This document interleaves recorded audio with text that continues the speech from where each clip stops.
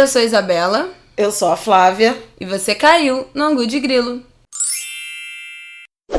Oi, gente, tudo bem? Boa terça-feira. Oi, gente.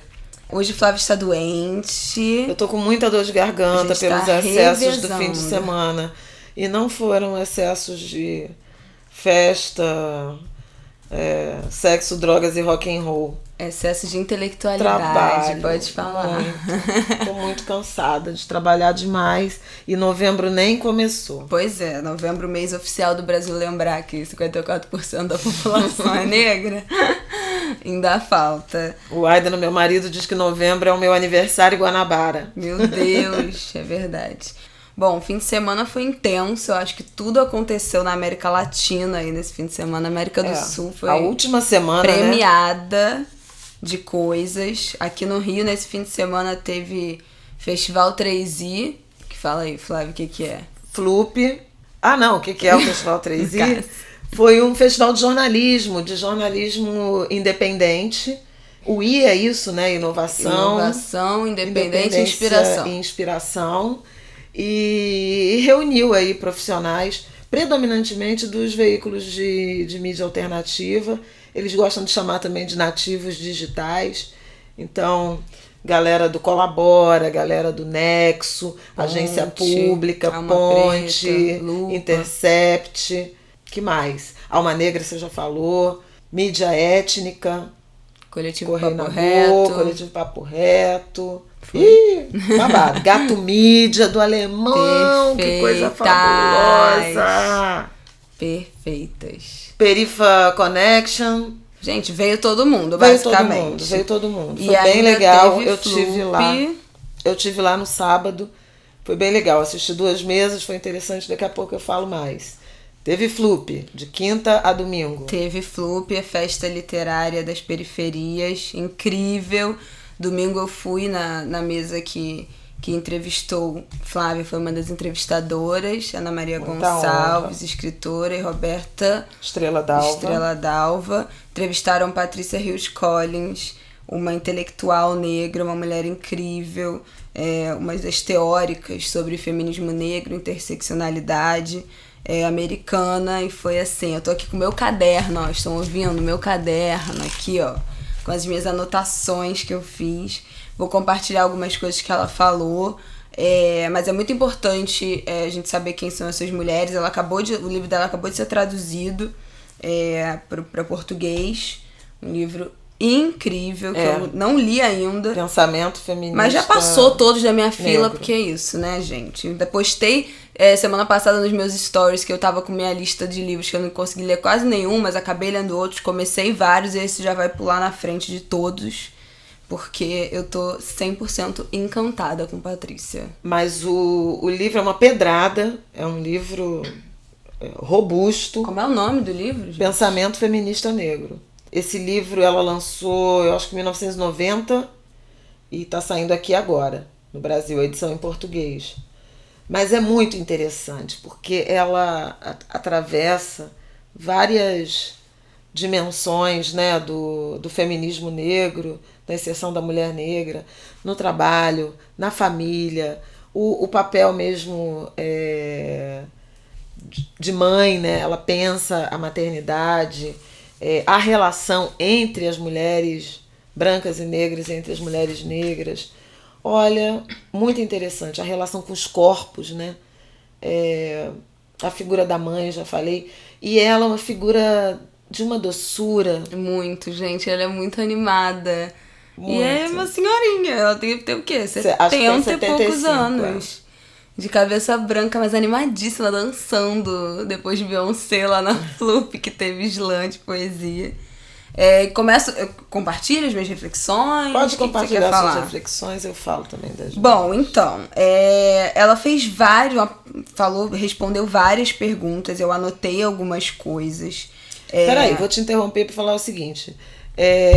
A proposta foi uma proposta bem original, inclusive para a Flup, que em vez de uma mulher entrevistando, mediando a conversa de várias, foi um formato de uma espécie de roda viva, de sabatina, em que 3 mulheres negras, a Isabela já falou, eu, Ana Maria e Roberta, entrevistamos Dona Patrícia.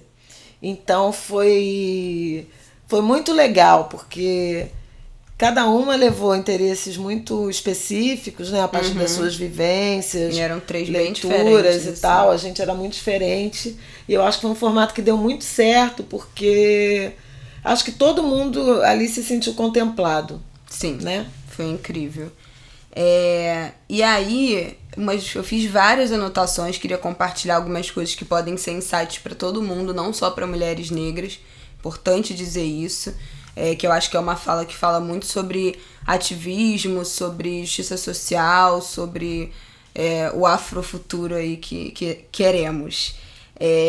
Ela falou que o conceito de empoderamento é muito complexo, e quando a gente fala de mulheres negras, desse empoderamento feminino, a gente está falando de empoderamento coletivo, que não pode ser uma lógica de empoderamento e de acúmulo individual, de pensar como eu vou empoderar o meu corpo e o que eu vou usar ou o que eu vou comprar dentro da lógica capitalista, né? De empoderamento por meio de objetos, de comprar coisas que você se sinta empoderada, e nem pode ser uma lógica só individual de fazer essa relação com estética ou de conhecimento pessoal, né? De ler, de se informar, de aprender e introjetar aquilo para si mesma. Ela bateu muito na tecla mais de uma vez de uma lógica de empoderamento coletivo. Quando ela fala desse coletivo, outra coisa que ficou muito em mim do que ela falou, que o feminismo negro é um senso de coletividade, de empoderar a sua comunidade, e o coletivo não é apenas lutar pelos próprios interesses.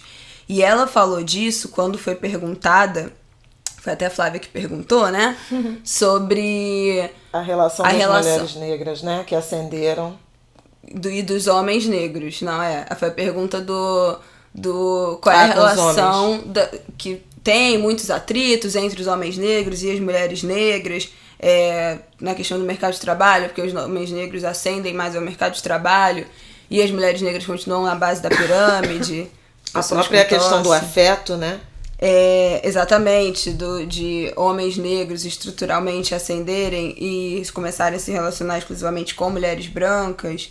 E aí ela falou, que eu fiquei bem, assim, passada, que a gente tem que pensar que os danos feitos à população negra atingem homens e mulheres, mas não da mesma maneira. Então é importante pensar quais são as particularidades de cada um, de que sofre o homem negro, o que sofre a mulher negra, para que isso consiga chegar a algum tipo de entendimento. Ela falou que jamais vocês vão me ver criticando, falando mal dos homens negros enquanto grupo, né?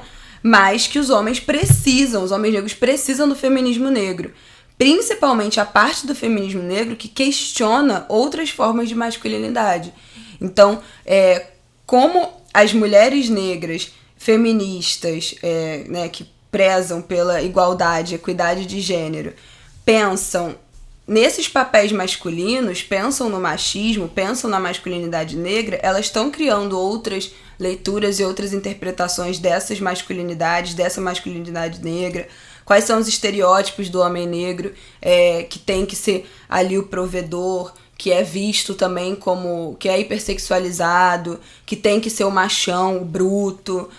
Então as mulheres discutem esse machismo e desconstrói essa masculinidade, que isso é muito importante para a reflexão dos homens negros e para a libertação deles também, desses estereótipos, dessa virilidade, dessa obrigação de virilidade. E aí ela falou que a liberdade de uma pessoa não pode depender da subordinação da outra, nesse sentido entre homens e mulheres. Foi aplaudidíssima. Perfeita. Que homens negros nunca serão livres enquanto mulheres negras também não forem. E que, de novo, o feminismo negro é pelo empoderamento do povo preto, não é só das mulheres negras, não é só nesse sentido de empoderamento individual. E da sociedade como um todo, né? Eu acho que ela fala com uma doçura e com uma certa propriedade sobre uma generosidade que existe. É engraçado isso, porque tem uma visão agressividade, de raiva, de fúria. Ela até falou isso, né, que as mulheres negras não têm o direito de se sentir vulneráveis, né, que tem essa imagem da força e da raiva. Aliás, Angela Davis também respondeu a uma pergunta sobre raiva no fim de semana lá em São Paulo, mas ela trouxe justamente a dimensão da generosidade, como se tem empatia e atenção à base da pirâmide, que é onde nós estamos, como o feminismo negro, ele incorporado, faria bem à sociedade como um todo, não apenas às mulheres negras, não apenas às mulheres e os homens negros, mas a sociedade como um todo. Então eu vejo isso com muita beleza. Até participei de uma mesa na sexta-feira no Instituto Moreira Salles. Foi outra da programação do fim de semana, o Fórum Africanidades, e com a Carol e com a Inaê Lopes e Ana Carolina Lourenço. Foi muito interessante também, e eu fiz uma fala sobre isso. Tinha muitos brancos, né, na plateia. O Instituto Moreira Salles, para quem não sabe, né, aqui no Rio, era a casa do dono, fundador, né, do Unibanco, que depois se fundiu com o Itaú, mas o embaixador Moreira Salles. E é uma mansão, né? Então, aquela ocupação, aquele lugar abrigando um debate em que eram 3 mulheres negras falando e um homem negro, o Rafael Lino, mediando, foi muito, muito forte, muito impactante.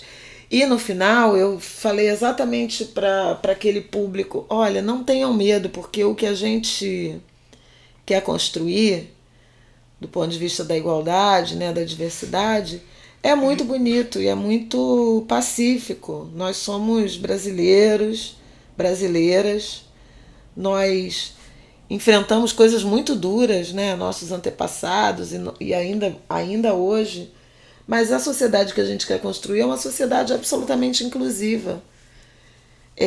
São mulheres que botaram seus úteros a serviço desse país, literalmente, né, de povoar o país não é trivial. E ainda criamos seus filhos, né, os filhos dessas pessoas brancas. Imagina se nossos ideais fossem de maldade, de destruição. Já não ia matar país. Né? Então, e eu achei que que foi uma reflexão bem emocionada da sexta-feira, encontrou assim um acolhimento na Patrícia. Eu chorei muito na mesa. Flávia como emocionada. Eu estava muito emocionada. Muito emocionada mesmo. Mas aí continua. Que bom, mais? Outra coisa que ela falou uma coisa bonita sobre raiva também, que a Roberta perguntou sobre um ódio que dá na gente contra as injustiças, que ela falou uma coisa de educar os filhos para terem esperança. Aqui, foi essa. É bem o que eu ia falar agora. Que ela falou que, sendo pai ou mãe de crianças negras, você tem que manter nessas crianças o senso de beleza. E ela falou exatamente isso, assim. Acho que não sei se ela falou de sense of beauty, mas ela falou essa expressão. Mas não é só a beleza. Mas não é de beleza estética, física, né? É beleza no sentido de contemplação de mundo, de vida, de que a vida também pode ser boa e bonita e bela. E preparar essa criança para enfrentar uma sociedade que a odeia e que eventualmente vai querer ela morta. E ela falou exatamente essa expressão. Então isso foi bem... E aí ela falou isso, que os homens são encorajados a ser o pior da masculinidade e as meninas a serem fortes a ponto de perderem a vulnerabilidade. Então ela vê que a saída disso é desafiar as instituições.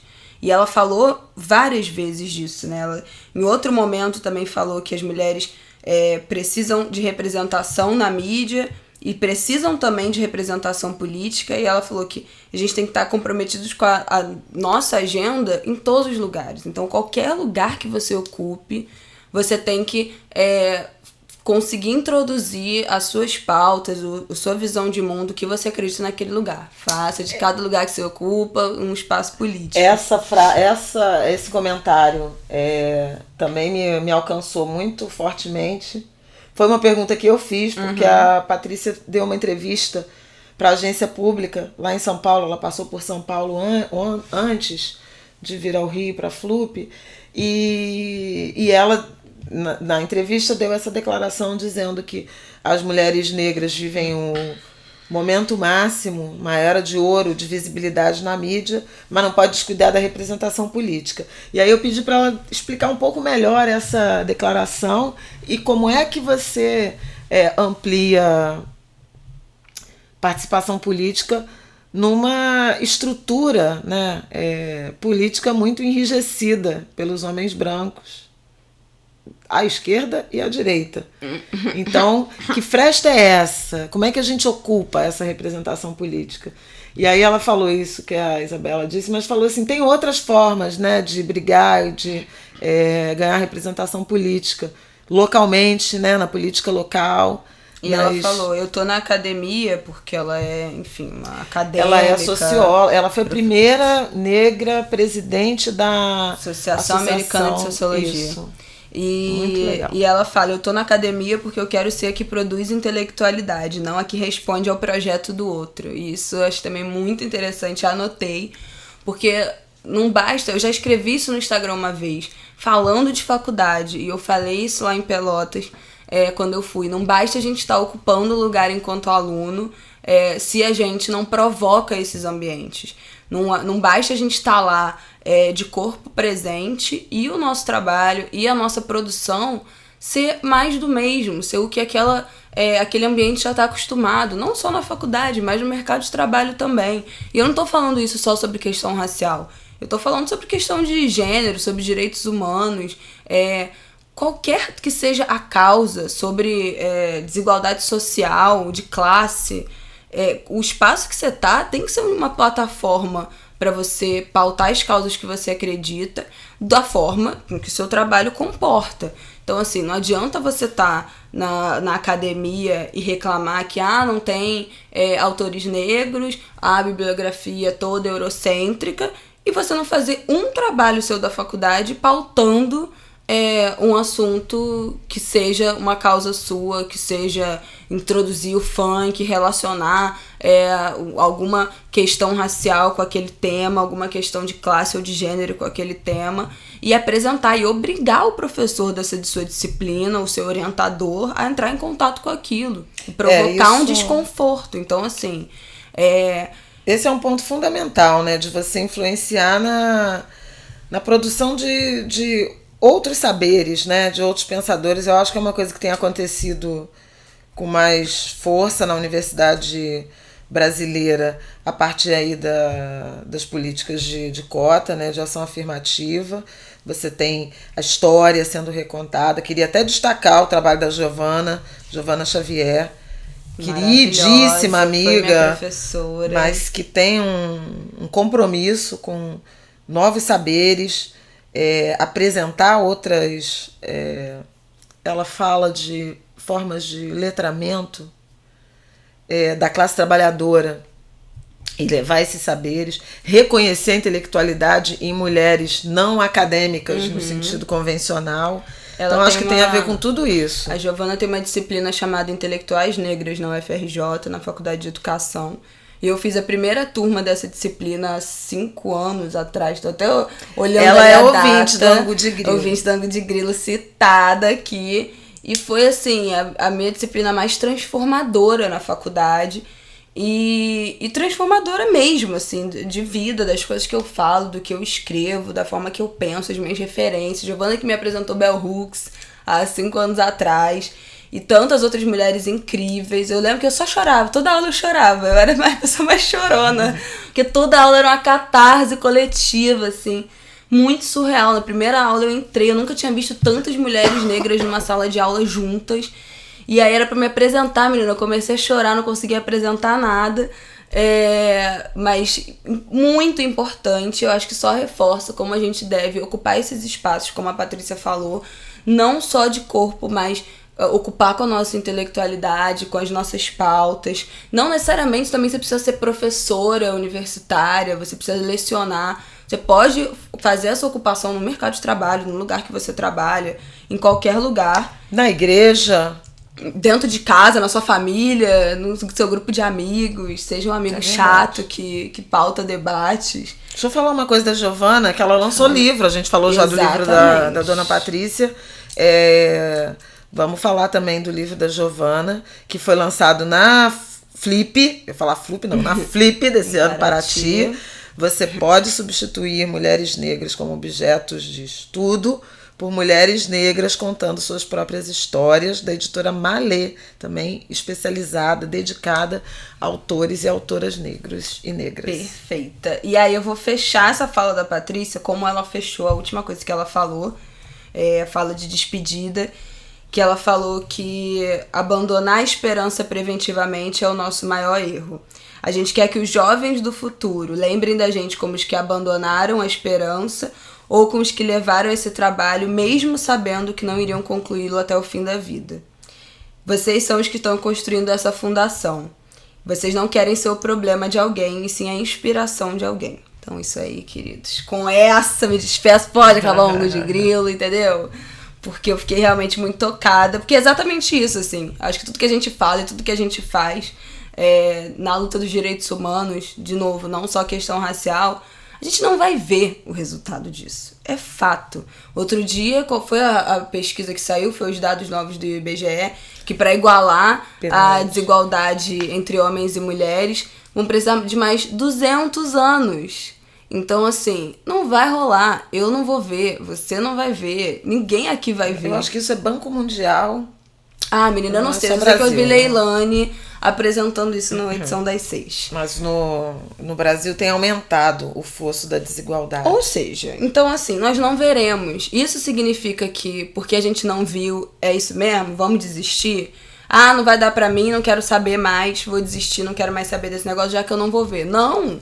A gente tem que ser a galera que levou até o fim da vida, mesmo sabendo que não ia conseguir ver o resultado direito, de fato, mas que, enfim, construiremos o futuro que a gente sonhou, né? Nós somos o futuro, nós somos o sonho dos nossos antepassados, seremos o futuro o passado dos nossos descendentes. Já tô até confusa. Eita, sei lá, já me perdi também. Mas é muito bonito, porque logo no início do livro ela fala que ela escreveu aquele livro para que a mãe lesse, né? Aqui, e a entendesse. É tão bonito isso. Eu escrevi esse livro. Ela falou aqui, ó. Ela falou que escreveu o livro porque ela queria escrever um livro para que a mãe dela conseguisse entender. E isso, assim, eu achei sensacional, porque é, de novo, democratizar o acesso à informação. Não adianta escrever difícil, não adianta falar difícil. E essa é uma bandeira minha constante. E ela falou, minha mãe não estudou, ela não teve oportunidade. Então ela não era uma mulher raivosa. O racismo não deixava ela com raiva, ela era uma mulher triste. E isso, sim, me cortou o coração. Porque eu acho que quando a gente tá ciente, né, do tamanho do fosso da desigualdade, da violação de todos os direitos humanos das pessoas, a gente fica muito indignado, a gente fica muito raivoso, e a raiva é um sentimento que impulsiona, né? A raiva motiva, a indignação te empurra pra frente, te faz querer lutar por alguma causa, por alguma coisa, pra reverter aquilo. E a tristeza, ela só deixa a pessoa estagnada, só deixa ela mergulhada naquela mágoa, naquele desânimo, e não existe movimento a partir da tristeza, existe movimento a partir da indignação. Então, ela falar que a mãe dela era uma mulher triste, eu acho que é o Brasil que deu certo, né? Como diz o Simas, assim. Ela não é brasileira, mas enfim, o Simas fala isso, que o Brasil, enquanto projeto de país dos colonizadores, deu certo. É a vitória, né, de um projeto racista e machista. Venceram, né? Assim, a tristeza, a inércia, pela tristeza profunda, é sinal que os colonizadores conseguiram, eles chegaram ao que eles queriam. E precisamos de raiva, gente. Indignação e raiva. Eu sou uma defensora da raiva, assim, 100%. Você e Angela Davis, que inclusive recomendou um artigo de Audre Lorde, sobre raiva também, que eu até tinha separado aqui, eu confesso que não li, mas o Ine postou. Daqui a pouco eu falo de novo disso, tá? E aí, vamos lá, Flávia, vamos vamos seguir o barco. Quer puxar um gancho aqui do que a Patrícia falou, de que nós não veremos a transformação, para falar de meio ambiente e o que está acontecendo no Nordeste, pelo amor de Deus, fala aí. Pois é, gente, começou no finzinho de agosto, início de setembro, primeiro lá começou a partir do Maranhão, né? Umas manchas de óleo, e que hoje já alcançam 9 estados do Nordeste, agora com muita intensidade na Bahia, em Pernambuco, mas Alagoas foi fortemente afetado, Rio Grande do Norte, que mais? Soluço, gente. Paraíba, Sergipe, uma ameaça fortíssima. Já estava quase chegando no Pará, né? Não sei se já tinha chegado. Subiu pro Pará? Não. Não, já estava ali no limítrofe. Porque veio pelas correntes, era Maranhão descendo. E já ameaçando Itacaré, na Bahia, quer dizer, caminhando pro sul da Bahia. E com ameaças muito trágicas, por exemplo, para as barreiras de corais, recifes de corais, especialmente ali na altura de Alagoas.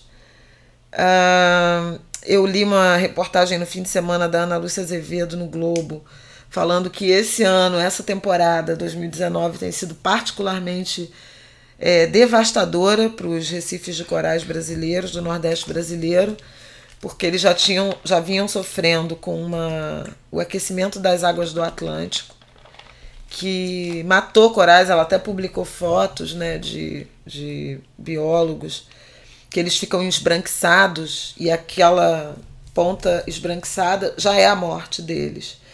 E sobre essa já condição de dificuldade, né, de recuperação dos corais, essa gosma de petróleo, que é uma imagem horrorosa, vocês devem ter visto, mas parece um piche, né? Parece uma coisa densa, que eles até estão enrolando.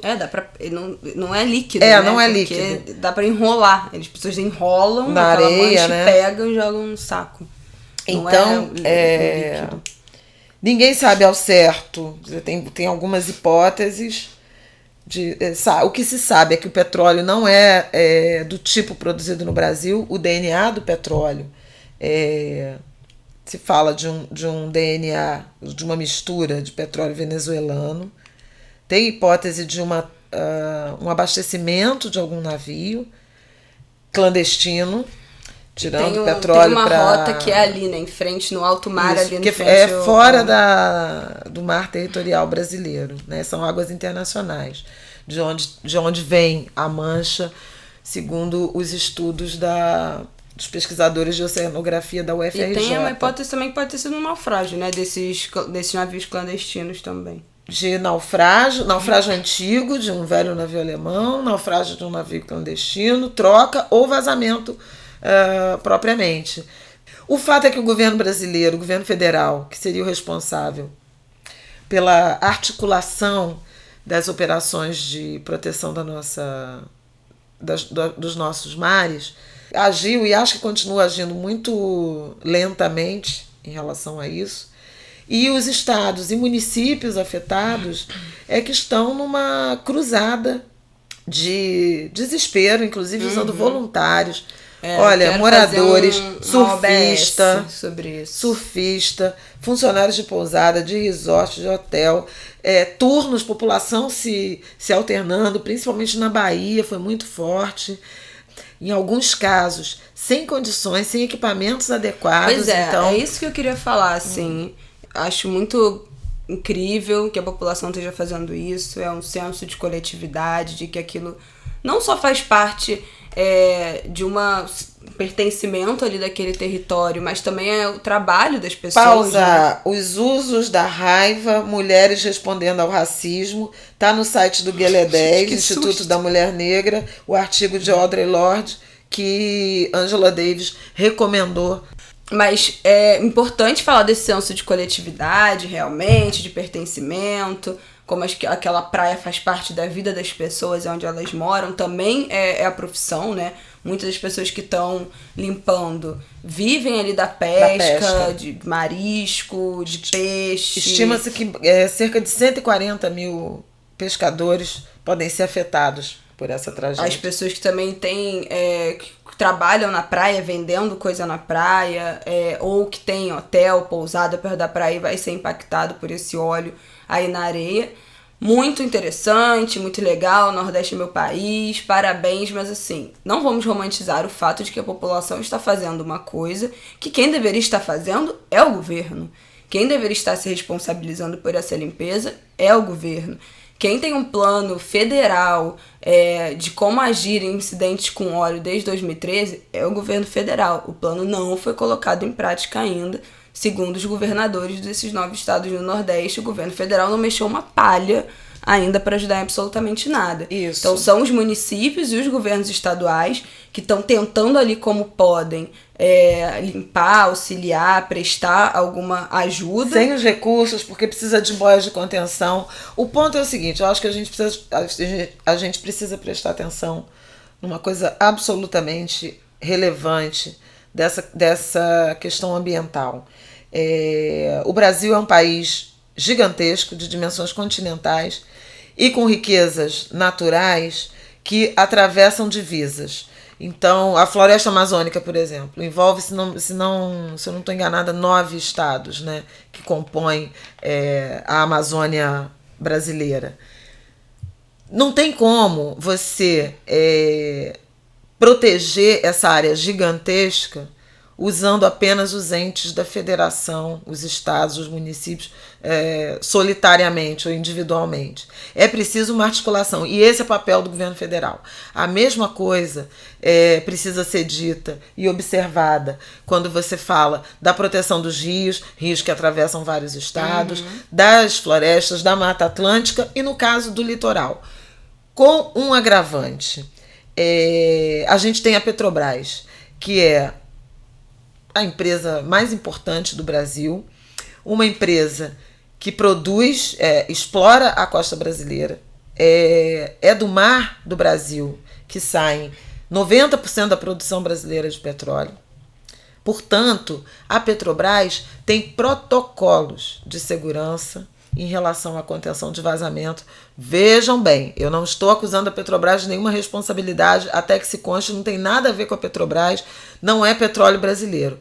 Mas não interessa, a Petrobras é uma empresa estatal, controlada pelo governo federal, e que poderia ou deveria estar à disposição com seus recursos, com seus equipamentos, para minimizar os danos dessa tragédia. Ainda com muita parcimônia. Eu vi que tinham entrado com alguma ajuda, mas eles estavam com medo porque eles teriam que gastar uma montanha de dinheiro para implementar esses protocolos sem a segurança de que o governo ia cobrir esse buraco. Mas é essa segurança que o governo teria que dar. Porque a empresa brasileira que tem know-how é essa.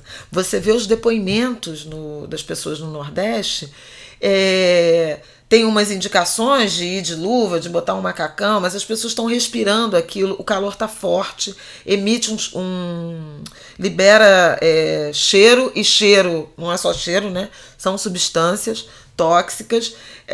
Eles tiram aquela gosma, né? Aquele óleo, e botam em sacos, mas à medida que o sol vai esquentando, o negócio aquece e rasga os sacos plásticos. Então, assim, tem todo um know-how de limpeza, de cuidados, de modelo de método de trabalho para a limpeza dessas regiões que não estão sendo utilizados porque a população não tem conhecimento, porque as companhias de limpeza urbana que estão atuando, né, nos municípios, nos estados, elas não têm esse conhecimento tampouco, né, e quem tem não está articulado para fazer essa grande cobertura que era muito necessária. Então a gente tem a fauna sendo afetada, a vegetação marinha, a questão dos corais é seríssima. Dos mangues. Inclusive porque eles grudam, né? Então é muito difícil. Como é que vai limpar um coral? Ninguém nem sabe. Então, assim, uma situação muito grave. E a gente não tá falando de uma coisa que aconteceu em 3 dias e não deu tempo, né? Já tem mais de um mês. Já tem mais de um mês. Caminhamos para 2 meses.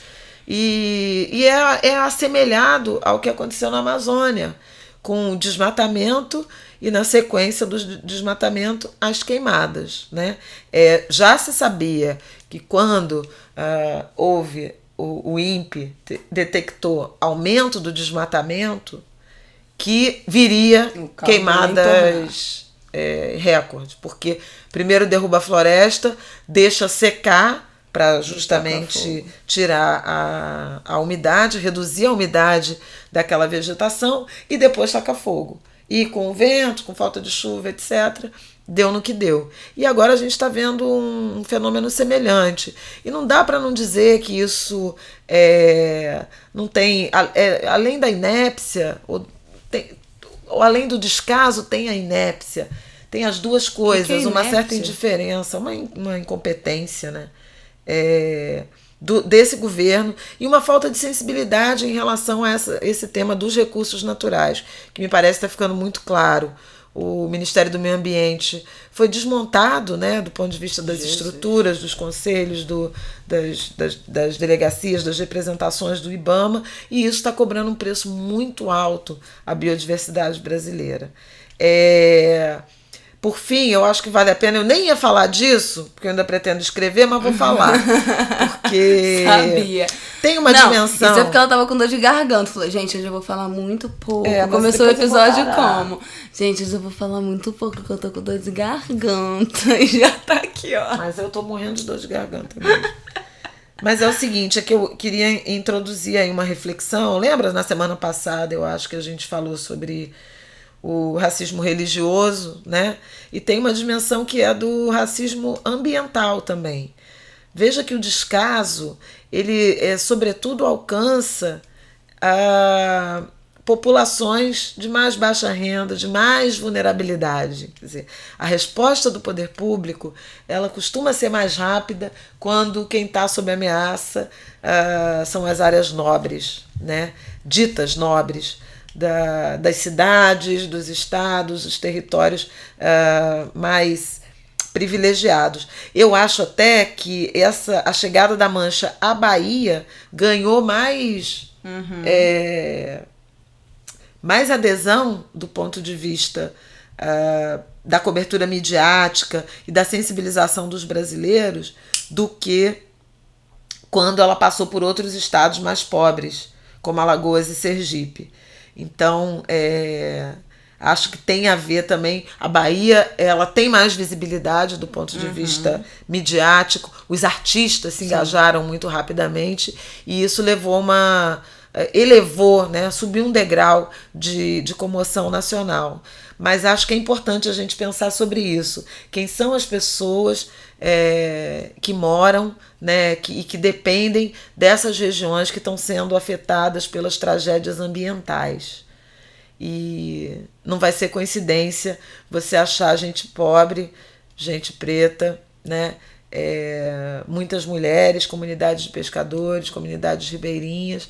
Então é importante pensar nessa dimensão, né, das desigualdades também no que diz respeito ao debate ambiental. É isso, meu povo. O que mais, Flávia? Deixa eu falar uma coisa. O Exército deve entrar agora, essa semana, nos próximos dias, para conter a operação lá de contenção do óleo no Nordeste. Vamos ficar de olho nisso, né, na participação das Forças Armadas, que também de última hora entraram na Amazônia, vocês devem lembrar. E a galera do Nordeste, por favor, manda mensagem, manda e-mail. angudegrilo@gmail.com angudegrilo@gmail.com e também na hashtag angudegrilo no Twitter. Pois mandem essas informações, quem for a galera do Nordeste, para a gente continuar acompanhando e tratando disso. Infelizmente, tragédia ambiental virou uma rotina do Brasil. Só nesse ano de 2019 nós já tivemos Brumadinho, 251 mortos já identificados, ainda creio que 18 desaparecidos. Nós tivemos as queimadas na Amazônia, né? E agora essa que é a nossa maior tragédia no litoral, no mar brasileiro, que são essas manchas de óleo que a gente ainda não tem direito motivo. Do que vai ser. O que a gente não falou? A gente não falou da América Latina, América do Sul, Menina, evolução. pegando fogo. Por isso que tava muito rápido esse episódio. Eu ia falar, enfim, só passando, né, que Chile tá também, não é só por 20 centavos, gente. Eu tô com medo. Porque começa assim e acaba... acaba, a gente já viu até onde, o negócio de 20 centavos. Pois é. Lá no caso do Chile, acho que foram 17 centavos. Na conversão dá 17 e pouco. Equador, o presidente acabou recuando, né, das manifestações. Os indígenas foram pra rua, botaram pra quebrar por conta de um aumento do fim do subsídio, né, nos combustíveis, na gasolina, que dobrou o preço do combustível, e a população entrou num agudo processo de manifestação. Meus caminhoneiros. Eles recuaram. Agora o Chile.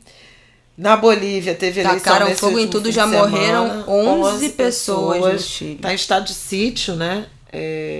Toque estado de exceção, com toque de recolher. Muitas composições de trem, prédios públicos que foram incendiados. Situação bem tensa no Chile, que tem a ver com o aumento do metrô. Foi o estopim da bomba, mas é um acúmulo aí de insatisfação que vem de condições, desigualdade, gente, a mesma coisa de Brasil. As dificuldades com a Previdência, uma reforma da Previdência que sempre foi muito elogiada, mas que na prática, que é a tal da história da capitalização, na prática gera pensões irrisórias, aposentadorias irrisórias para o povo de modo geral, mas sobretudo para as mulheres. Eu estou acompanhando no meu grupo de macroeconomia feminista, lá de Brasília. A gente já está há muito tempo acompanhando esse debate e conversando até com economistas chilenas, falando do nó da Previdência no Chile. Outro dia, essa semana, deve ter a aprovação final da reforma da Previdência, e de repente, no Angu de Grilo de semana que vem, a gente pode falar um pouquinho melhor sobre o projeto que entrou em vigor e as consequências disso para a juventude e para as mulheres. Mas no Chile, o que aconteceu é que as mulheres têm essa assimetria de gênero, acabam ganhando menos. Então, você contribui por um determinado período de tempo sob um salário que é menor. Como as mulheres têm a diferença de anos de contribuição e de idade, mas elas têm uma longevidade maior, o que acontece é que, ao longo dessa vida produtiva de contribuições, elas juntam um montante que, quando é transformado em aposentadoria, como elas vivem mais, vira uma aposentadoria pequenininha. Então, a reforma da Previdência do Chile agravou a desigualdade de gênero na idade madura, na terceira idade. É um nó bem complicado. Eles já estão passando pela terceira onda de reforma da reforma para tentar corrigir a assimetria. Tem uma assimetria, tem uma insatisfação muito grande por conta da universidade que é paga. Os estudantes já faz anos que estão pelas ruas fazendo manifestação, e esse caldo, né, agravado aí por uma deterioração das condições de bem-estar, ele entornou, e vamos ver o desfecho. No fim de semana que passou, teve eleição na Bolívia. Menina, pois é, acabaram ainda agora, tem umas 3 horas dessa segunda-feira, por volta de 9h30 da noite. Acabou de fato a apuração na Bolívia e deram vitória a Evo Morales, que vai para o seu 4º mandato. No total vai ficar aí 19 anos no poder. Que é uma situação um pouco esquisita. Pois é. Para dizer o mínimo. E o adversário, que tinha sido presidente antes do Evo, foi o último presidente antes do Evo Morales entrar, disse que não aceita o resultado da eleição. E já começaram a quebrar tudo na Bolívia também. Estou vendo aqui nesse momento no Twitter, para quem se interessar, página 7, página _7, é um jornal, um diário nacional, um jornal independente da Bolívia, postando vários vídeos de estão quebrando tudo já lá, já tacaram fogo no Tribunal do Departamento Eleitoral de uma das cidades, também já quebraram a casa de campanha do partido do Evo Morales, já estão queimando atas e faixas eleitorais. Então, assim, mais um país que vai entrar numa treta aí essa semana pesada. E isso se a gente não falar dos outros, né? Venezuela ainda tá lá, que agora essa treta aí de onde é que é o óleo da Venezuela não é. Parece que o Guaidó falou que o óleo é de um navio que estava tentando burlar as sanções do Maduro. É a última notícia da BBC. A Argentina vai ter eleição, né, daqui a 2 semanas. Isso. Tudo indica que Macri vai perder e quem vai ganhar vai ser Alberto Fernandes, que tem como vice a Cristina Kirchner, que é tudo, que ela tá vindo de vice, queridos, não é de presidente. Tudo indica que vai ganhar. O Paraguai, eu nem sei como ficou depois daquela confusão do PPK. Porque o Paraguai, o PPK, gente, desculpa, eu não tenho maturidade pra isso. Não, o PPK é o Peru. Ué? Não, o Paraguai foi que quase teve impeachment por causa de Itaipu. Não, mas são coisas diferentes. Gente, são coisas diferentes. O continente eu já confundi tudo. Está em chamas. PPK é Peru. É isso. O PPK que originou uma grande crise no Peru. Olha isso. Eu não tenho maturidade para lidar com um tema desse. Paraguai, que o presidente quase foi empichado por causa de treta lá com o Brasil em Itaipu, da hidrelétrica. Olha, gente, Lava Jato quase deixou o Paraguai ser presidente. No fim de semana agora tem eleição no Uruguai. E o resultado pode pôr fim a 15 anos aí da Frente Ampla, que é a frente, a coligação de esquerda, né? Que teve Mujica, querido Mujica, super, super idolatrado na América Latina. E o México também requer, que aí já não é mais América do Sul, mas é Norte, mas o México também requer atenção. Na semana passada houve a prisão de um dos filhos do El Chapo. Menina, pois foi um bafão. Tacaram fogo na cidade que o presidente mandou soltar o sujeito. É tudo. Quer dizer, o narcopoder. Desisto. Eu acho que calma no momento, só a Colômbia, mesmo assim. Gente, e outra coisa, o Brexit. Não teve Brexit. Não teve Brexit. Tá pedindo mais uma prorrogação. Ele pediu mais uma prorrogação, mandou o documento pedindo uma prorrogação pro Brexit e não assinou o Boris Johnson, porque ele não quer, ele mandou uma carta pedindo a prorrogação sem assinar, que era obrigação pela votação do parlamento, que não passou o acordo no último sábado. E mandou uma outra carta para a União Europeia falando que ele acha que não tem que ter adiamento nenhum, que não tem que ter prorrogação nenhuma, pedindo para que o povo lá, o grupo lá da União Europeia, tente lidar com o parlamento e peça para o parlamento de novo tentar aceitar e passar esse acordo. Então, assim, o parlamento decide que não vai ter Brexit, que não acerta o acordo, obriga o primeiro-ministro a mandar uma carta que ele manda sem assinar porque ele não concorda e pede para a União Europeia, a gente conversa aqui com o meu parlamento que eu não estou conseguindo lidar com isso. Uma surtação, hein? Vejam Years and Years, porque só isso para explicar esse futuro desse planeta, gente. Eu vou aproveitar, mandar um beijo, calma aí. Mandar um beijo para Are Silva, pernambucana, que mandou um e-mail pra gente hoje, sugerindo para que a gente falasse sobre essa questão do óleo. Falou que tá muito difícil esses dias por causa das complicações para as comunidades e para a vida marinha, que ainda não conseguiram dimensionar. Então, um beijo, Are, obrigada por ouvir a gente. Está, acho que devidamente comentado o assunto. Eu quero mandar, acho que é para Patrícia Nogueira Santana. Patrícia, Foi você, não foi? Que tava ontem que a gente encontrou exatamente. Estou na terceira fileira à esquerda de quem tá no palco. E depois nos abraçou a minha Isabela, ouvinte do Angu de Grilo. Muito querida. Você já indicou o Angus de Grilo para alguém hoje? Você está piramidando o nosso podcast? Você ouvinte? Já mandou para os amigos? Hoje é dia... Ah, eu não comecei falando isso. Hoje é dia. Hoje, segunda-feira. Ontem foi dia, né? Ontem, segunda-feira, dia 21/10, foi dia nacional do podcast. Então, parabéns pra nós. Como diria MC Anitta, hoje eu queria agradecer a mim, entendeu? Única e exclusivamente. Nesse dia nacional do podcast, eu queria agradecer a mim. Aproveite essa data comemorativa essa semana e indique o nosso podcast para os seus amigos. É isso. Semana que vem a gente volta. Eu acho que vai dar pra falar alguma coisa de reforma da Previdência. Ai, meu Deus. E não entendo desdobramentos dessa crise. E as que virão, né, gente? Tá só começando. Enfim. Também eu conto de Angela Davis, que quarta-feira estará no Rio de Janeiro. Vamos ver o que a Angela Davis tem a dizer para essa cidade.